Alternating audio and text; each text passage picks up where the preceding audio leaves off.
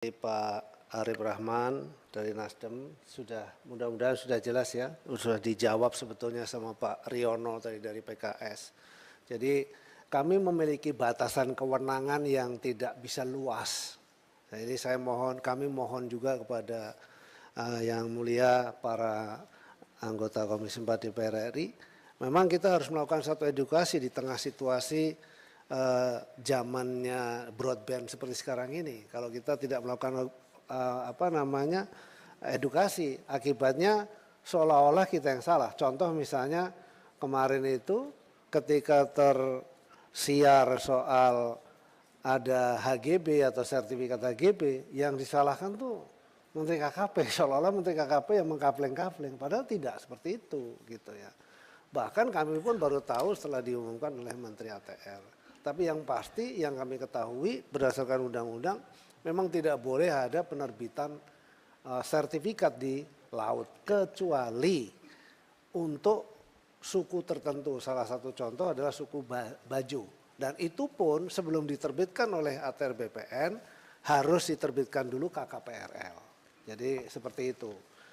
Nah kemudian soal yang di Bekasi. Kan di Bekasi sama juga, tidak memiliki. Jadi segala sesuatu yang tidak memiliki izin, kalau dia memiliki izin lokal seperti HGB dan sebagainya, itu adalah di darat. Begitu dia mulai masuk ke ruang laut, dia harus mengajukan izin KKPR ke pemerintah pusat, dalam hal ini adalah Kementerian Kelautan Perikanan.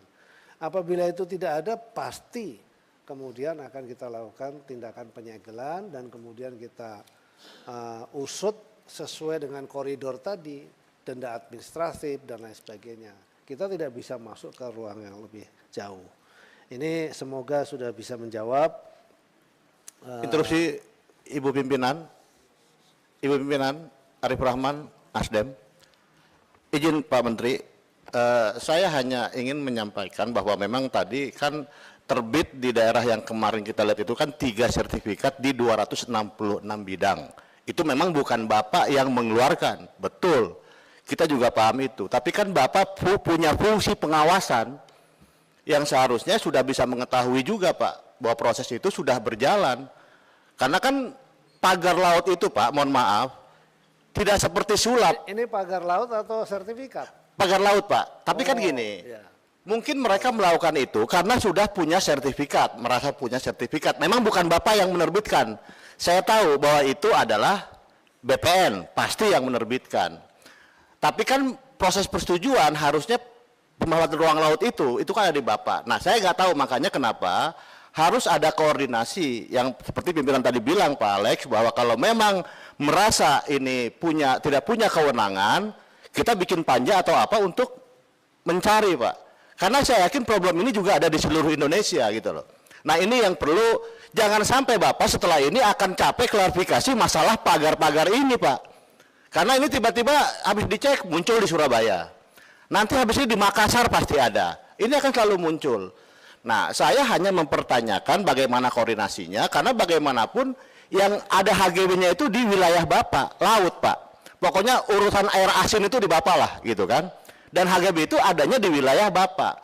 Nah bagaimana fungsi pengawasan Bapak pada saat pagar laut itu ada dan Bapak secara keseluruhan kementerian ini tidak menyikapi secara awal gitu Pak. Itu yang saya maksud, fungsi pengawasan Bapak terhadap pagar-pagar laut itu yang ada gitu loh. Jadi saya juga paham bahwa ini adalah tugas dan wewenang dari BPN untuk mengeluarkan HGB. Kalau memang Bapak ada kesulitan untuk itu, sampaikan ke kita akan merekomendasikan untuk melakukan panja supaya bisa berkoordinasi dengan BPN dan yang lainnya. Apalagi Bapak juga kan, misalkan ada Pol Airut di sana, ada Angkatan Laut di sana kan bersama-sama Bapak. Nah ini yang harus saya jelaskan. Mungkin itu Pak, terima kasih Pak Menteri, mohon maaf. Terima kasih Bu Pimpinan. Terima kasih Pak.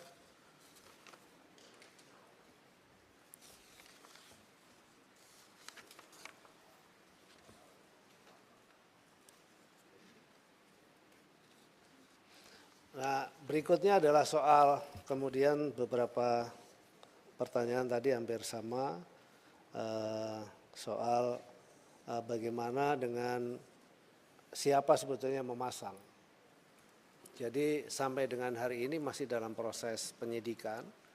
Ya memang tuntutan dari para masyarakat pengennya hari ini diusut, disegel, besok juga udah langsung ketahuan.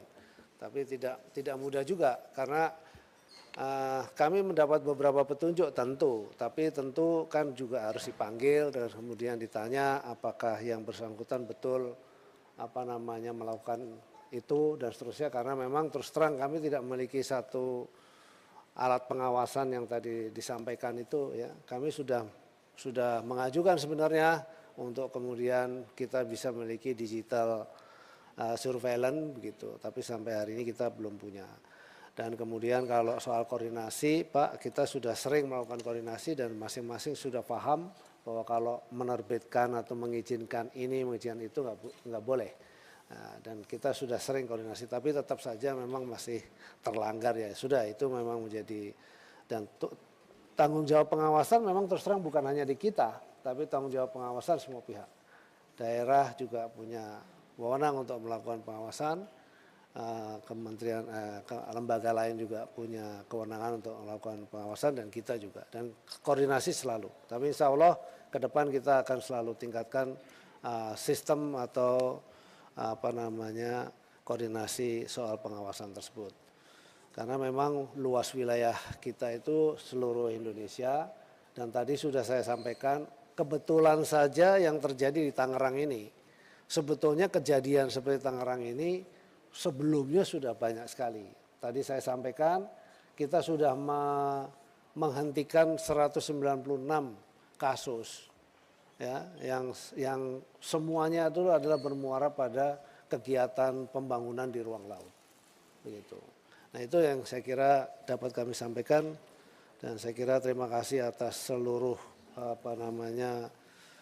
masukan-masukan, dan kita menjadi perhatian penting.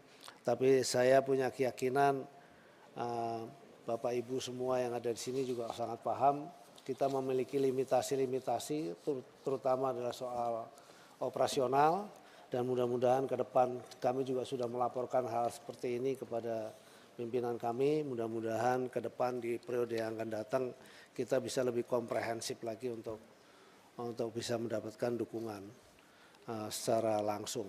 Demikian saya kira yang dapat kami sampaikan. Terima kasih. Wassalamualaikum warahmatullahi wabarakatuh. Baik.